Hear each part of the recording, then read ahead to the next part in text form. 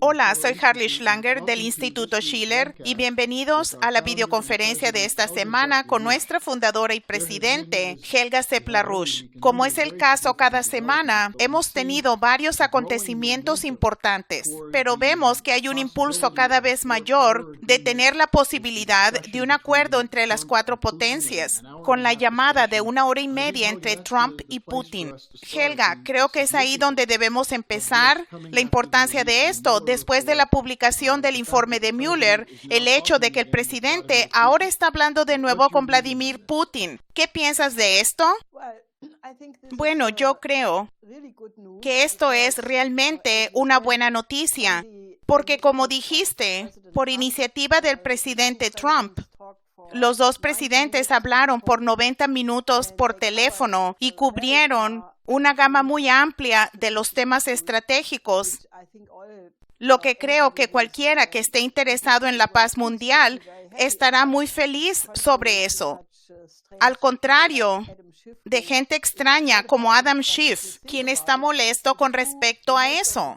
Pero si piensas sobre eso, los dirigentes de las dos potencias nucleares más grandes del mundo están hablando de nuevo sobre los temas estratégicos. Eso debería hacer a todos muy felices, porque es muy importante para la estabilidad estratégica y para la posible solución de todos los conflictos pertinentes. Ellos hablaron por primera vez desde que se canceló la cumbre del 30 de noviembre del 2018, cuando se suponía que debieron haberse reunido en Buenos Aires, y debido a toda la histeria del Muellergate y del Russiagate, esto se bajó de categoría para que solo fuera una corta discusión informal. Así que tuvieron una conversación extensa, hablaron de temas económicos, de las relaciones comerciales, de las inversiones, pero también de temas estratégicos relacionados a la seguridad.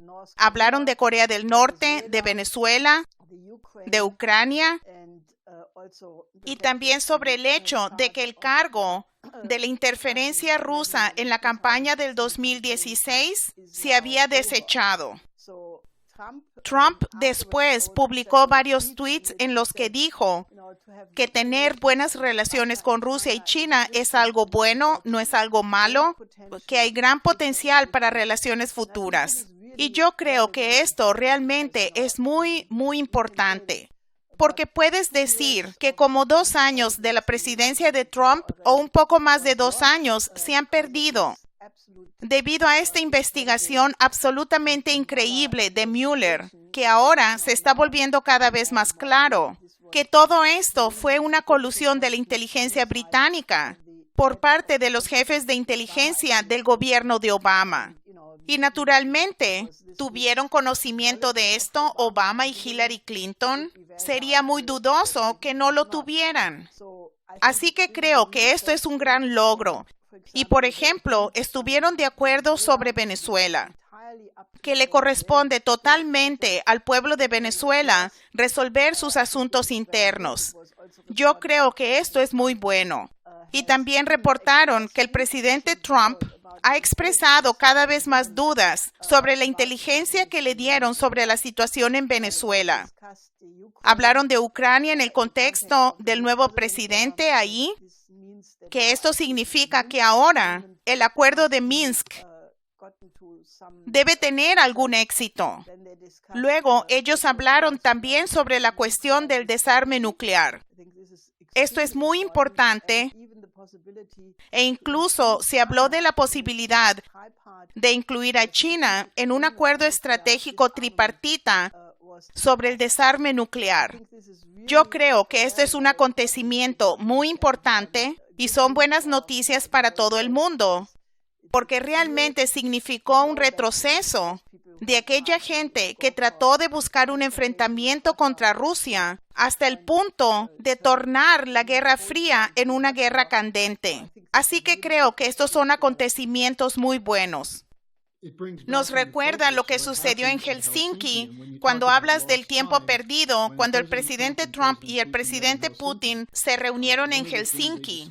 Una de las cosas de las que hablaron fue del desarme y de los acuerdos de armas nucleares. Y Trump mencionó de nuevo, después de esta reciente llamada, que estamos gastando billones de dólares en las armas y en las guerras cuando tenemos otras necesidades. Lo otro que creo que es importante, Trump estuvo bromeando con Putin sobre lo que él llamó el fraude del Russiagate.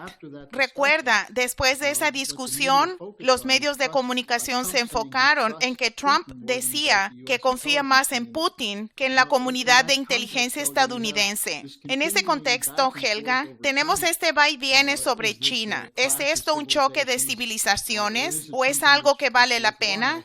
¿Cómo piensas que afectará la discusión de Trump y Putin a la cobertura de Estados Unidos o a la forma de pensar de Estados Unidos y del Occidente sobre la iniciativa de la Franja y la Ruta?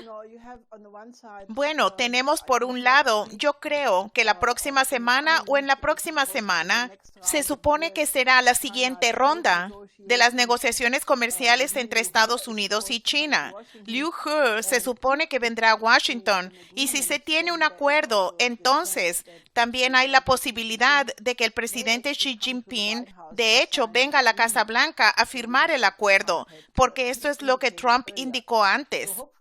Así que esperemos que esto vaya en un buen camino, pero uno tiene que ver que hay esta élite neoconservadora, la Liga de Bush, fanática en Estados Unidos y no se ha dado por vencida en absoluto.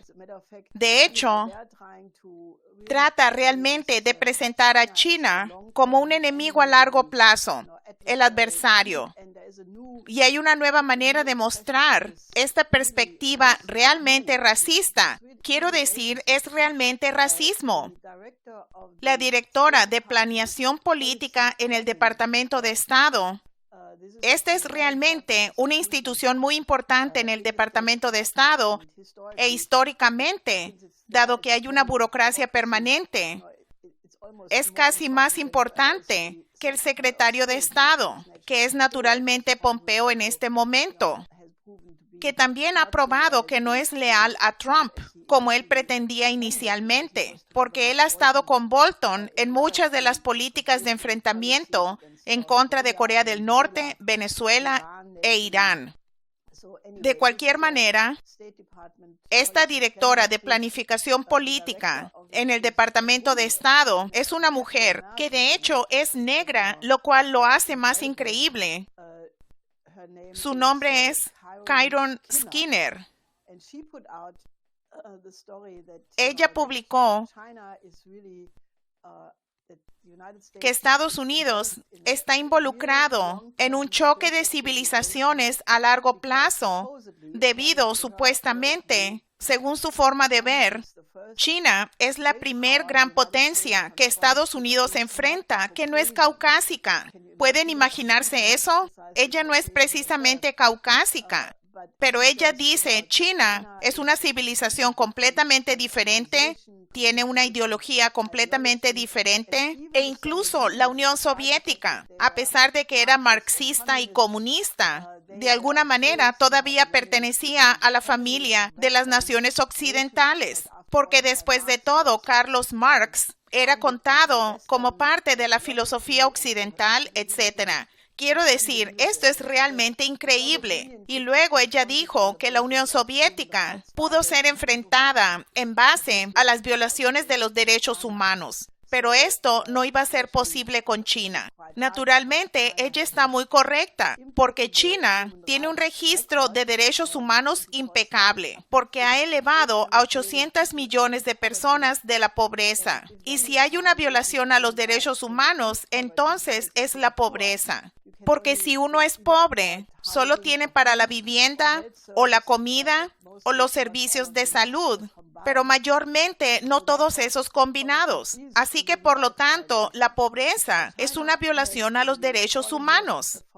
Ahora, China, en los 40 años de reforma y apertura, cambió de ser un país realmente muy, pero muy pobre a lo que podría decirse realmente se convierte cada vez más en el motor de la economía mundial. Ha creado una clase media pudiente muy fuerte que ahora es de 300 millones de personas, que se supone que en 5 a 10 años se duplicará para ser 600 millones de personas, que para Estados Unidos y las naciones exportadoras europeas es un tremendo mercado, entre otras cosas. Ese no es el único valor, pero también es uno. Así que básicamente decir que China no puede ser desafiada en base a los derechos humanos, en un sentido es muy verdadero, porque China está haciendo mucho para resolver los problemas de la pobreza y otros problemas.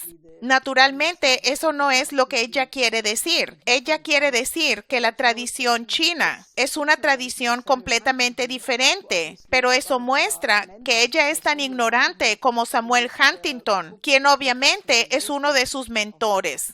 Porque Samuel Huntington, en su libro El choque de las civilizaciones, hace 20 o más años, él alegó que va a haber cada vez más un choque de civilizaciones entre el cristianismo, el islam, el hinduismo, el confucianismo. Cuando lees ese libro, y yo me torturé para leerlo en ese tiempo, te das cuenta que este tipo no conoce absolutamente nada de las filosofías de las que habló. Y asimismo, Kyron Skinner muestra ser completamente ignorante, porque se puede plantear absolutamente que China se basa profundamente en la tradición confuciana, lo que yo he demostrado y voy a demostrar más en el futuro, que la tradición confuciana y la tradición humanista en el occidente están relacionadas estrechamente y que tienen una gran afinidad.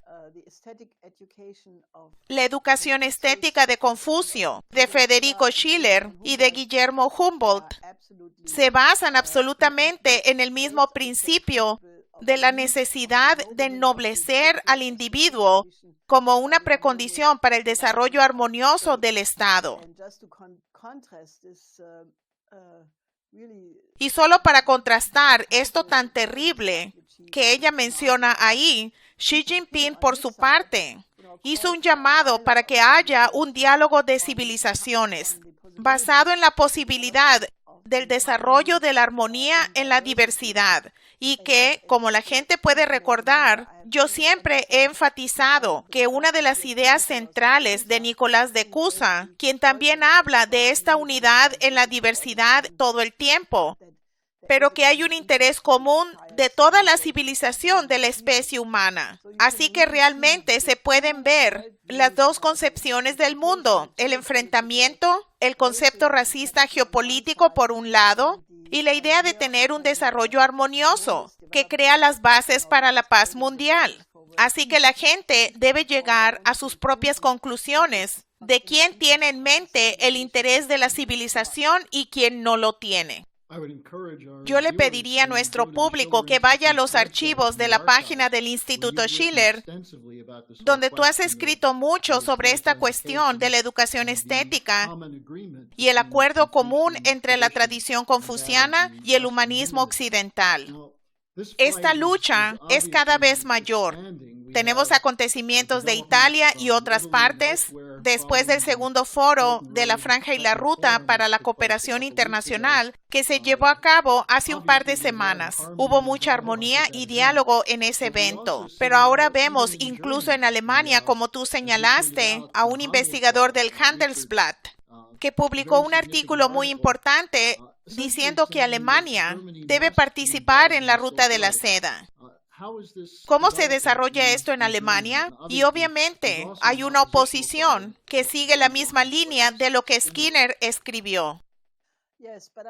Sí, pero yo creo que la atracción cada vez mayor de un paradigma de cooperación en el contexto de la iniciativa de la Franja y la Ruta se expresa cada vez más y es más dinámico. Por ejemplo, el Instituto de Investigación Económica de Múnich, el Instituto IFO, hizo un estudio y el gobierno del estado de Baviera le encargó un estudio de cuál es el interés por la ruta de la seda en Alemania y en Baviera en particular. Llegó a la conclusión que las ventajas económicas para Alemania de cooperar con la nueva ruta de la seda son tan enormes, pero que Baviera y Alemania, pero Baviera en particular, debe urgentemente mejorar y modernizar su propia infraestructura, porque debido a la falta de inversión en la infraestructura en Alemania por un largo periodo de tiempo, está en peligro de ser completamente marginada. Yo creo que este es un estudio muy útil y coincide también con el hecho de que Baviera llevará a cabo una segunda gran conferencia de la nueva ruta de la seda en Nurembergo este año, y es uno de los estados alemanes que ya está cooperando ampliamente y tiene muchas delegaciones que van y vienen. Así que creo que esto va en una buena dirección. Este artículo del Handelsblatt que tú mencionaste, del director del Centro de Investigación del Handelsblatt, el doctor Lichter, él básicamente dice, sí, bien, Alemania debe continuar con el plan de conectividad de la Unión Europea, pero también debe cooperar con China. Y luego señala las muchas conexiones que se han establecido entre media docena o más ciudades chinas y el número equivalente de ciudades alemanas. Hamburgo, con tanto la conexión de la ruta de la seda marítima, pero también con la ruta terrestre, la conexión eurasiática y luego, naturalmente, Duisburg, que es el puerto fluvial más grande de Europa, pero también con muchas otras rutas. Wilhelmshaven es el único puerto de gran calado de Alemania, así que realmente está creciendo. Y especialmente la mediana industria tiene un interés cada vez mayor de cooperar. Así que creo que esto va bien. Tú mencionaste el lado loco tipo Skinner. Esta señora Nadine Godehard, del Instituto Alemán para Asuntos Internacionales y de Seguridad, y ella solo repite la vieja línea. Es una amenaza geopolítica, etc. Pero yo creo que aunque todavía buscan desacreditar a China y espantar a la gente, estoy muy optimista de que la razón va a prevalecer en todos estos puntos. Yo creo que un buen ejemplo de eso es lo que sucedió con uno de los ejemplos que se usa para atacar a la Franja y la Ruta, que es Malasia. El primer ministro Mahathir fue al foro de la Franja y la Ruta. Él dijo que los chinos estaban más dispuestos a hacer algunas concesiones en los acuerdos y él señaló que ese es el futuro de Asia. Así que la idea de que los chinos están imponiendo su voluntad con una política imperial agresiva ha sido desmentida por los mismos casos que citan sus enemigos. Hay un acontecimiento muy importante en Estados Unidos que desbarata la locura en el Partido Demócrata en torno al informe de Mueller, que fue la reunión el 30 de abril entre la presidenta del Congreso, Pelosi, con Schumer, el líder de la minoría demócrata en el Senado, y Trump sobre la infraestructura. Esto podría ser prometedor, ¿verdad? Sí, yo creo que hay una división cada vez mayor en el Partido Demócrata entre la ala loca, realmente radical, que quiere hacerle juicio político al presidente, aunque no hay una base y nunca hubo una base para esto. Pero Pelosi, incluso Bernie Sanders, dijo que el juicio político solo va a espantar al electorado. Pero Pelosi y Schumer, junto con otros líderes demócratas, se reunieron con Trump para hablar de la infraestructura.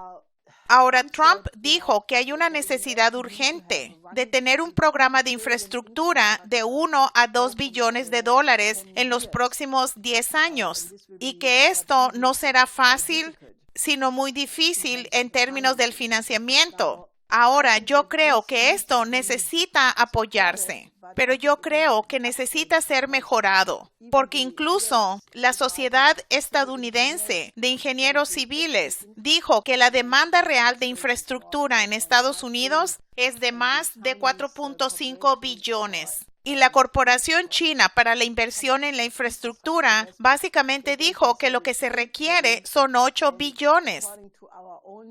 Y según nuestras propias cifras, se requieren 20 billones. Porque no es solo cuestión de reparar la infraestructura existente, sino lo que sería deseable en Estados Unidos es una transformación total y modernización de la infraestructura. Por ejemplo, hemos propuesto que Estados Unidos, y ahora la oportunidad, debido a las mejores relaciones entre Trump y Putin, la oportunidad de esto es cada vez mayor, que es que necesitamos un acuerdo de las 4 potencias, un nuevo sistema Bretton Woods para superar el peligro de un nuevo crack financiero que se avecina, y luego tener un plan moderno de infraestructura para todo el continente norteamericano, conectando a todas las ciudades estadounidenses con trenes de alta velocidad, con trenes de levitación magnética, para completamente innovar el tráfico entre las ciudades a través de los llamados trenes lentos de levitación magnética. Y el financiamiento de eso podría venir no de los métodos convencionales, sino a través de una combinación de lo que mi esposo, Lyndon LaRouche, esbozó ya hace muchos años. Las 4 leyes. Primero, la separación bancaria de la Glass-Steagall. Luego, crear un banco nacional en la tradición de Alexander Hamilton. Luego, tener una institución de crédito internacional. Un nuevo sistema de Bretton Woods para el financiamiento internacional de proyectos a largo plazo. Y un programa de emergencia para aumentar la productividad de la economía mediante un programa de emergencia para la fusión, para la cooperación espacial internacional. Tomar esto como todo un paquete. Ahora, incluso si se hace eso, dice mucho de la inversión china en esta modernización de la infraestructura de Estados Unidos. Y dado el hecho de que los chinos poseen 1.3 billones de dólares en bonos del Tesoro de Estados Unidos, sería muy fácil y ayudaría si invirtieran este dinero a través de un banco para la infraestructura en Estados Unidos y cooperaran en construir tal infraestructura. Y eso, a su vez, podría significar que la propuesta china de que Estados Unidos coopere con la iniciativa de la Franja y la Ruta en Latinoamérica, en Asia, en la construcción urgente de África, entonces realmente crearía las bases para un paradigma completamente nuevo de cooperación, donde todos los países de este planeta estarían envueltos en la creación de un nuevo paradigma. Y las fantasías geopolíticas locas de gente como Kyron Skinner será un tema cerrado en la historia para siempre. Así que creo que queremos tener un debate, especialmente entre la población. Necesitamos tener una discusión de cómo obtener el tipo de financiamiento necesario para reconstruir a la economía de Estados Unidos y la catástrofe de las inundaciones en el Medio Oeste, donde el presidente Trump prometió que ayudaría a los gobernadores de los estados afectados. Es solo el contexto en el que tal debate puede y debe ocurrir. Mencionaste la división en el Partido Demócrata. Es muy interesante que la gente que todavía busca que haya un juicio político es la misma gente que se opone al contacto de Trump con Rusia y China, que fue toda la base del Russiagate, pero también son los que apoyan esta política radical en contra del crecimiento, el llamado Nuevo Trato Verde y un acuerdo comercial con China y luego extenderlo hacia la infraestructura. Sería la mejor manera de contrarrestar eso. Sobre la locura de gente como Jerry Nadler y Adam Schiff, que continúan todavía con la canción de que hubo colusión, de que hubo obstrucción, etc. El 3 de mayo se entrevistó a George Papadopoulos, en la que él atacó de una manera muy agresiva al papel británico y el hecho de que una de las personas claves en el caso Papadopoulos fue un informante del FBI, la CIA y el MI6, Joseph Mifsud. Y Devin Nunes dice que quiere saber qué sabían la CIA y el FBI y otros sobre Mifsud. Toda esta investigación de los británicos nos regresa a la importancia de la campaña para exonerar a tu esposo, Lyndon LaRouche. Quisiera que hablaras de la importante intersección de lo que estamos haciendo con la pelea para la exoneración y el llegar a la verdad de lo que está detrás del Russia Gate. Como hemos enfatizado varias veces, el grupo que procesó a mi esposo y a sus colegas en los 80s es exactamente el mismo tipo de partido de guerra que estuvo detrás de la campaña del Russia Gate contra el presidente Trump. Y esto debe salir a la luz. Está saliendo. Mencionaste que Papadopoulos fue entrevistado en el canal de televisión Fox en el programa de Hannity, donde él habló del papel de la inteligencia británica y de otros servicios de la inteligencia occidental en todo este asunto. Y él hizo la broma que se acerca mucho a lo que dijimos la semana pasada. Es decir, que si el presidente Trump va a esta visita de Estado a Gran Bretaña, él debería preguntarles a Theresa May y a la reina sobre cuál fue el papel de los británicos. Es decir, tal vez no debería ir, pero si va, debería divertirse mucho. Yo creo que es muy importante enfocarse en todo este lado británico, porque esto es lo que estuvo al fondo, que llevó a cabo el procesamiento de mi esposo. Tenemos en una documentación a la que la gente puede tener fácilmente acceso. Escribimos todo un gran libro sobre esto. Se llamó Railroad, Estados Unidos en contra de Lyndon LaRouche. Y entre los muchos documentos que hemos publicado hay una carta de la inteligencia británica, creo que es del 82, exigiendo que se haga algo para detener a Lyndon LaRouche.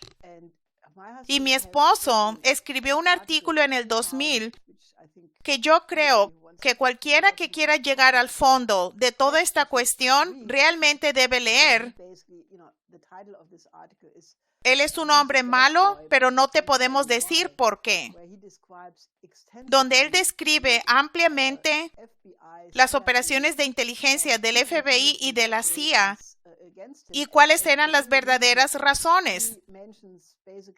Él menciona 5 razones, que fue por un lado su colaboración con el presidente Reagan en la iniciativa de defensa estratégica, porque esto alteró toda la situación geopolítica del periodo de posguerra, porque él propuso una manera de superar a las armas nucleares mediante nuevas armas basadas en nuevos principios físicos que hubieran hecho obsoletas a las armas nucleares, lo que el presidente Reagan anunció como la política estadounidense oficial el 23 de marzo de 1983. Esto hizo que la Liga de Bush se pusiera histérica en Estados Unidos, pero también elementos del gobierno soviético asociados con Ogarkov estallaron en cólera. Pero luego también fue el hecho de que mi esposo, en repetidas ocasiones, tomó pasos muy importantes para lograr que hubiera un nuevo sistema financiero. Y el más efectivo fue su colaboración en 1982 con el presidente López Portillo de México. Pero luego toda la idea de que él estaba trabajando con jefes de gobierno del sector en desarrollo para lograr proyectos de desarrollo a largo plazo y superar el subdesarrollo del sector en desarrollo, donde la política del Imperio Británico y de las élites era evitar que sucediera eso exactamente a través de cosas como el proyecto de los 80s de la Comisión Trilateral, con la desintegración controlada de la economía mundial. Antes, el Club de Roma introdujo todo el fraude del crecimiento cero y de los llamados recursos limitados.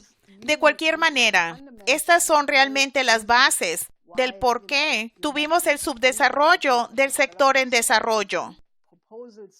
Y las propuestas que mi esposo, yo misma y nuestra organización promovimos por casi 50 años.